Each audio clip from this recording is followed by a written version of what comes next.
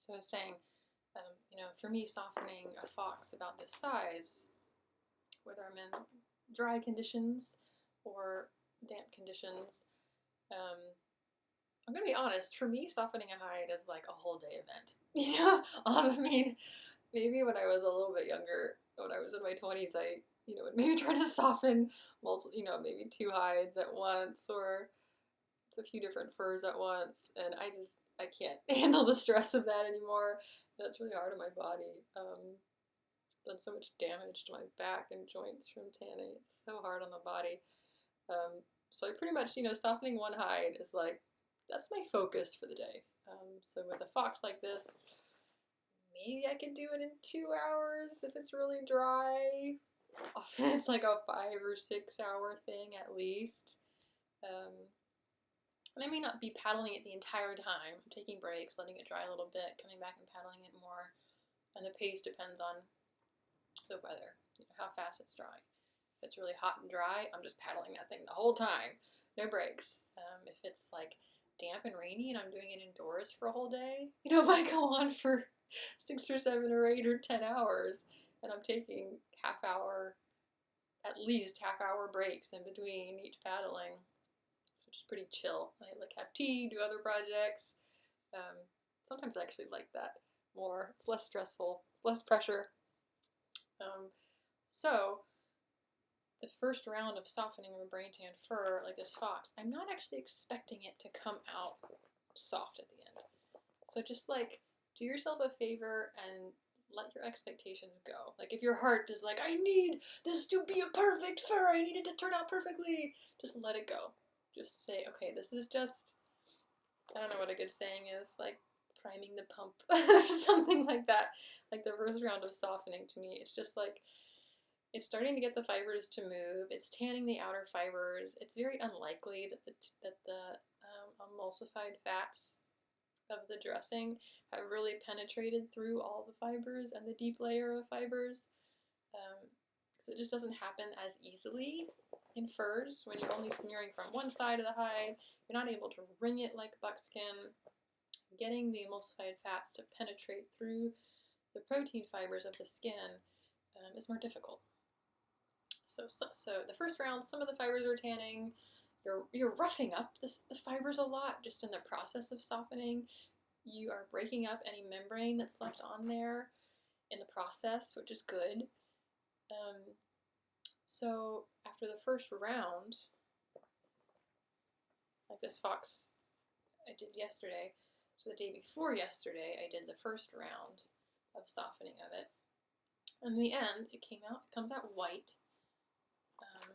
It's not as off-white as the rawhide. It comes out very white, and maybe like, actually the face and neck were like pretty flexible, almost as flexible as this. But for the most part, like most of the extremities and the spine, like it was somewhere in between the super crinkly, stiff rawhide and the finished soft skin. It's somewhere in between, where like it is more flexible. It's a bit softer to the touch, but the edges would be just a little bit crinkly, like a little bit crunchy, kind of make noise, like paper, more like paper rather than hard plastic. So like, some people might stop there, like, well, I guess I brain tanned the fur, which like you did, and you can stop there. Like it's just up to you, the degree of floppiness that is what you're going for. Like I want garments. I want to be able to have winter garments and wear them and move my body, and I need them to be very functional. So you can stop there. I recommend, after you've done your first round, let the hide totally dry,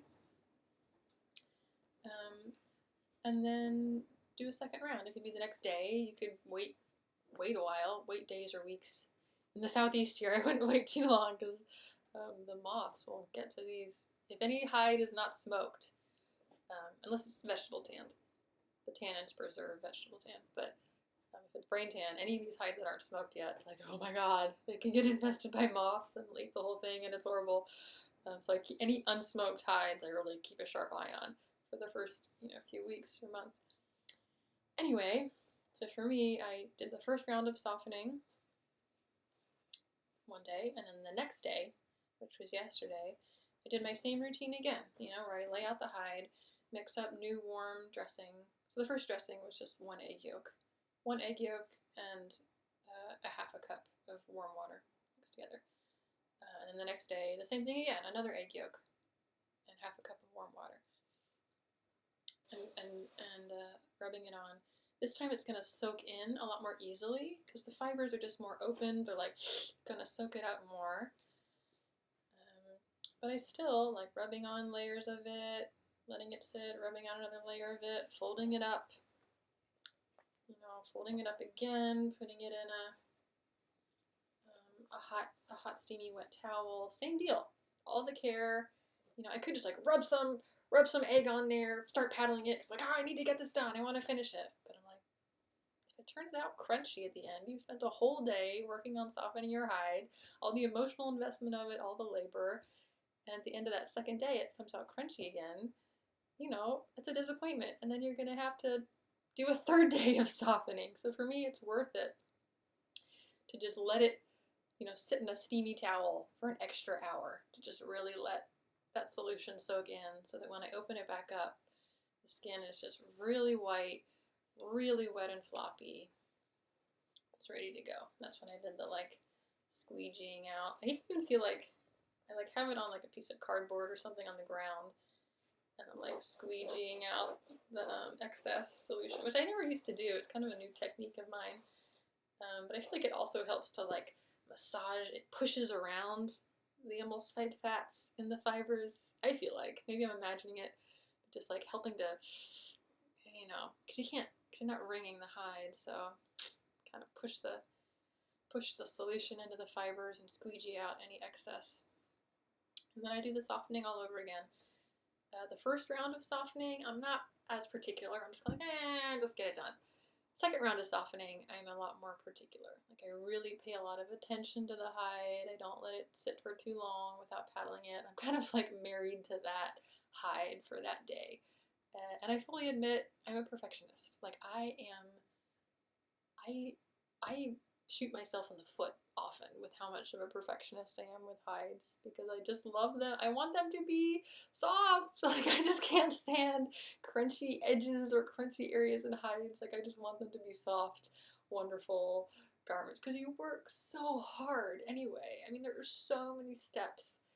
Just for tanning one fox, it's oh my god, the whole day of finding the fox or skinning it and then butchering the meat and then fleshing the hide, and then if it's greasy or fatty, washing it, or then you're salting it, and I'm drying it, and then I'm buffing it with a stone for a day to get off all the membrane, and then if I'm working on the face with a little knife, that's an hour or two or more working on the face, and then I let it dry some more all the way maybe, and then I'm buffing it more, and then it's oh, it had salt, so I gotta rinse it out, and tack it, and stretch it, and dry it in the sun one day, and it's just it's an asinine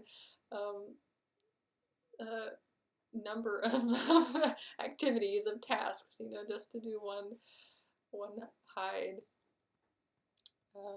People ask me, why don't you sell more hides, or I'd love to buy something. It's part of the reason I don't really sell. I don't really tan to sell hides, just very little here and there, and I trade some, mostly because I mean, I admit to people I'm probably gotta be one of the slowest tanners in the world. I can say I'm a good tanner. I'm probably a great tanner. I still make mistakes all the time. But yeah, I am slow. I'm a perfectionist. It's a craft of love. Alright, we gotta do a new video.